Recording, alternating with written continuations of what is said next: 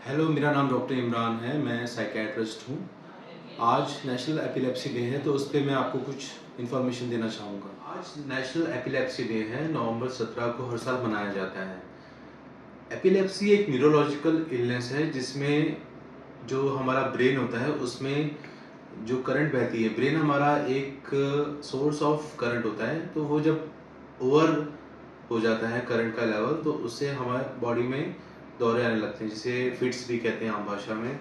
तो एपिलेप्सी जो है ये क्रॉनिक इलनेस है जो कई कारणों से होती है, जैसे कि बचपन में ही कई बार बच्चा जब पैदा होता है तो उस समय इंजरी हो जाती है, तो उससे एपिलेप्सी हो सकती है। इसके अलावा कोई ब्रेन का इन्फेक्शन हो गया या फिर ब्रेन में ट्यूमर हो गया या स्ट्रोक से हो सकती है एपिलेप्सी। कई बार क्या होता है कि कोई इंसान कई टाइम से अल्कोहल का नशा कर रहा है, तो अगर वो छोड़ देता है तो उससे सीज़र हो जाते हैं।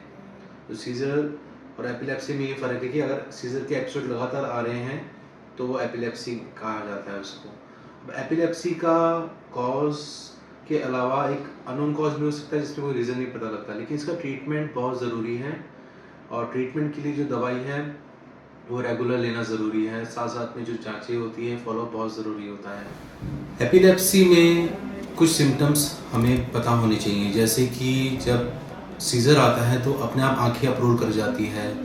इसके अलावा बॉडी कांपने लग जाती है और मुंह से झाग निकलने लग जाता है। कई बार पेशेंट यूरिन पास कर देता है और जो मूवमेंट्स होते हैं बॉडी के वो अनकंट्रोल्ड होते हैं, और इसके बाद ये नॉर्मली कुछ मिनट्स के लिए रहता है, फिर पेशेंट बेहोश हो जाता है। फिर जब वो उठता है तो उसको बहुत कन्फ्यूज़न सा फील होता है, और अगर ये एपिसोड्स बार बार आते हैं तो इससे न्यूरोसाइकेट्रिक इलनेस हो जाती है, जैसे डिप्रेशन, एंग्जाइटी। पेशेंट की मेमोरीज़ में भी इफ़ेक्ट आने लगता है, उसे याद नहीं रहती चीज़ें, और इसलिए इसका सही टाइम पे ट्रीटमेंट करना बहुत ज़रूरी है।